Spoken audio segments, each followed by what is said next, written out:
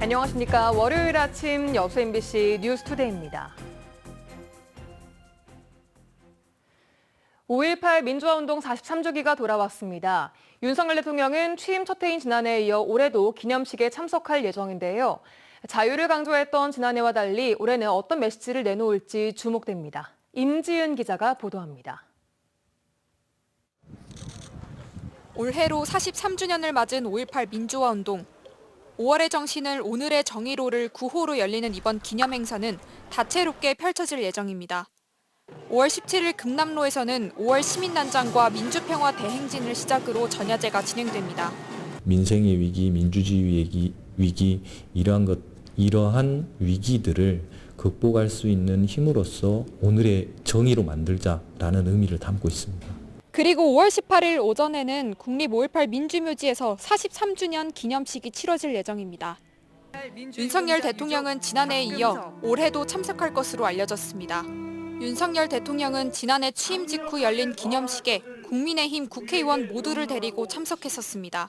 5월 정신은 보편적 가치의 회복이고 자유민주주의 헌법 정신 그 자체입니다. 달라진 모습이 기대됐지만 이후 정부 여당이 5.18을 대하는 자세는 실망 그 자체였습니다. 국민의힘 김재원 최고위원이 5.18 정신헌법 수록을 반대한다는 발언으로 당원권 정지 1년의 징계를 받았는가 하면 윤석열 대통령이 임명한 김광동 진실화해 위원장은 5.18 북한 개입 가능성을 배제할 수 없다고 주장하기도 했습니다.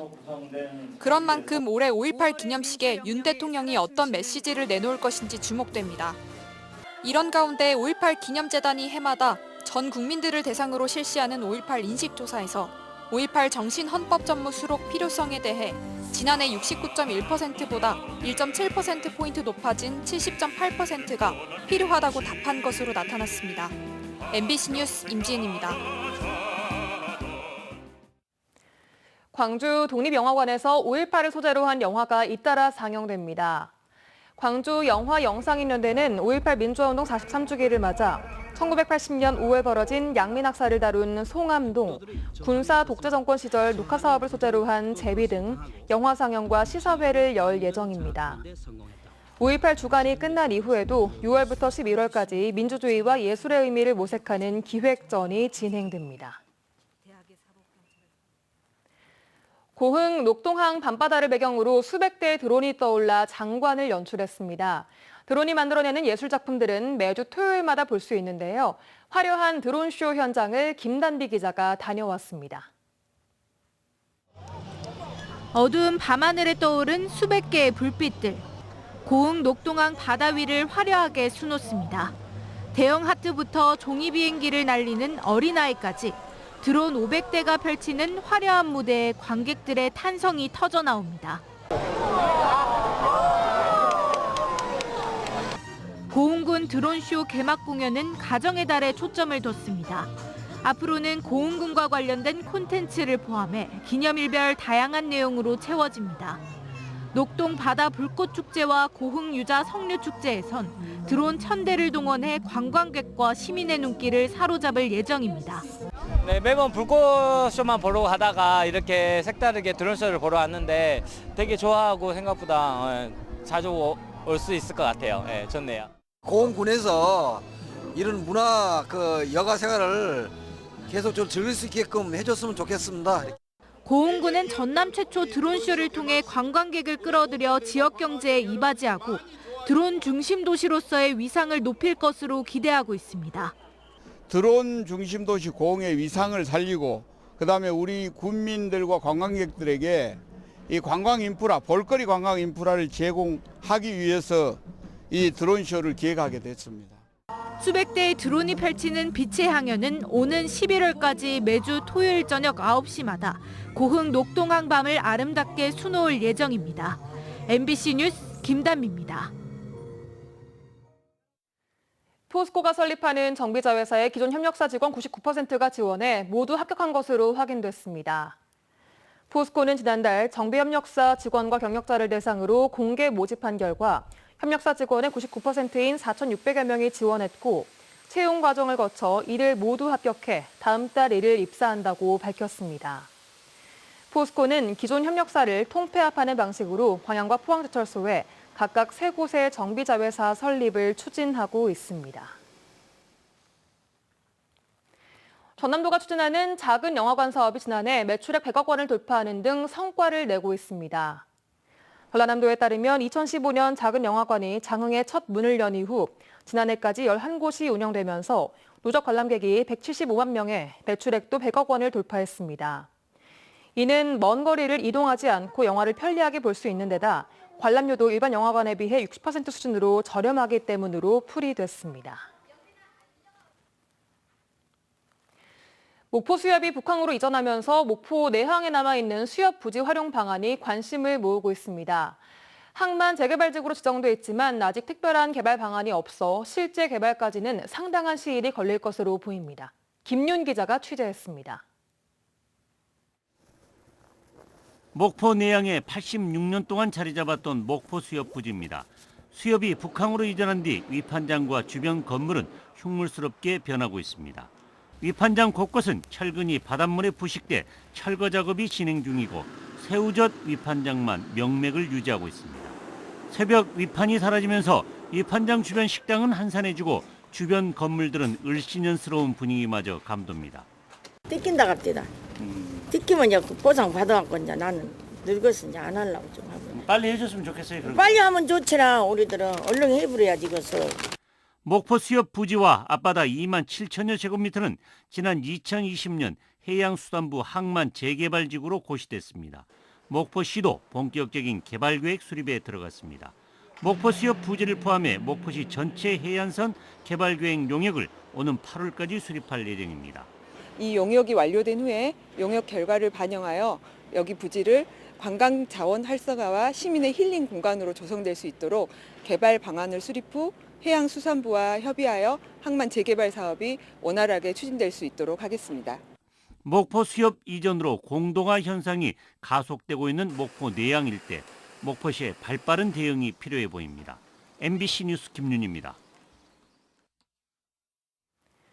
목포시와 신안군이 다양한 분야에서 상생협력을 이어가고 있습니다. 목포와 신안 통합을 위한 움직임인데 관 주도로 이루어졌던 과거와는 달리 이번에는 민간 주도로 진행되고 있습니다. 박종호 기자가 취재했습니다. 전국 이통장협의회 목포시 지회와 신안군 지회 회원들이 한자리에 모였습니다. 두 단체는 자매 결연을 체결하고 농촌 일손 돕기와 농수산물 장터 운영 등에 협력해 나가기로 했습니다. 목포시와 신안군은 민선 8기가 시작하자 상생협력을 통한 무한반도 통합 분위기를 조성하기 위해 본격 나섰습니다. 목포시와 신안군 자생단체들에 이어 지난 3월에는 목포시 23개 동과 신안군 14개 읍면이 자매 결연을 했습니다.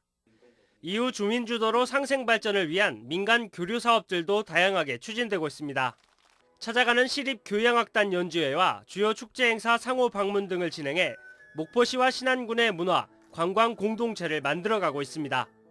도농 간 농촌의 일손 돕기도 하고 서로 간에 왕래를 하면서 이 목포하고 신안은 하나는 의미에서 목포가 다른 타동네가 아니고 고향 같은 동네이기 때문에 저희들이 통합에 저희들이라도 한번 앞장서서 목포시와 신안군은 실내 구축을 위해 상호 협력할 수 있는 사업도 앞으로 적극 발굴해 나가기로 했습니다. 우리 민간이 마음을 합의해서 이것이 통합이 이루어져야 된다 생각하면 통합을 해야 됩니다. 정치인들은 따라오도록 해야 됩니다. 목포시와 신안군은 통합 효과 분석을 위한 용역을 올 연말까지 완료할 계획입니다. MBC 뉴스 박종호입니다. 여수의 한 초등학교 체육관 구조물 추락 사고와 관련해 경찰이 부실 시공 가능성을 염두에 두고 조사를 진행하고 있습니다. 경찰은 지난 12일 현장 감식을 진행했으며 무너져 내린 천장 마감재와 이음새, 부착 상태 등을 점검했습니다. 또 사고 당시 외부 요인이 없었고 공사 등의 작업이 없었던 점을 미루어 시공이 잘못됐을 가능성에 무게를 두고 있는 것으로 전해졌습니다. 여수시와 여수교육지원청은 전문가 등이 참여하는 조사위원회를 구성하고 안전관리 여부 등을 확인할 계획입니다. 또한 이번 사고와 관련해 전남도교육청은 각 학교에 긴급 안전점검을 지시했습니다. 전남교육청은 다목적 강당과 급식실, 기숙사 등 다중이용시설에 대해 학교별 자체 점검을 실시하고 오늘까지 점검 결과를 제출하라는 공문을 도내 전체 학교에 보냈습니다. 지난 12일 여수의 한 초등학교에서 체육관 천장에 붙어있던 구조물이 떨어지면서 교사와 학생 등 14명이 다쳤습니다. 고흥군이 식수 문제로 불편을 겪고 있는 도서 지역에 식수원 개발 사업을 추진하고 있습니다. 고흥군은 남양면 우도에 27억 원을 들여 배수지와 가압장을 설치했으며 공유수면 구간에 상수도 관로가 개설되면 내년 상반기 내에 상수도 공급이 가능할 것으로 보고 있습니다. 그동안 관정과 개인 지하수 등을 주요 식수원으로 사용해온 우도 주민들은 지하수 고갈로 해마다 생활용수 이용에 불편을 겪어왔습니다. 정부의 코로나19 대응 완화 방침에 따라 전남도가 산발적인 지역 유행에 대한 대비를 강화하는 등 대책 마련에 나서고 있습니다. 전남도는 정부가 다음 달부터 코로나 위기 경보 수준을 심각에서 경계로 하향 조정하는 등 조속한 일상 회복을 위해 방역을 완화함에 따라 도민들의 혼선을 방지하기 위해 제도 개선 내용을 적극 홍보하기로 했습니다. 또 그동안 대응 과정에서의 문제점에 대한 개선책을 마련하기로 하고 의사회와 한의사회 등과 긴밀히 협력해 산발적인 지역 유행에도 대비하기로 했습니다. 전남도는 천일염을 활용한 고부가가치 수출용 제품 개발 지원 사업에 참여할 기업을 모집합니다. 참여 대상은 전남 지역 천일염 생산과 가공 기업으로 천일염을 활용한 제품 개발비 등으로 최대 6천만 원이 지원됩니다. 전남도는 조미료 제품을 중심으로 활용했던 천일염을 건강기능식품과 화장품 제품으로 확대할 방침입니다.